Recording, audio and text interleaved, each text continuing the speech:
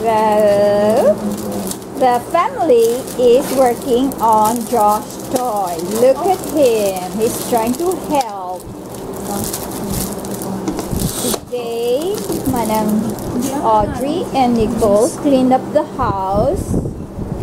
And Josh is also helping clean up the house, and now they have their toys. Daddy and Mommy are working on Josh's toy.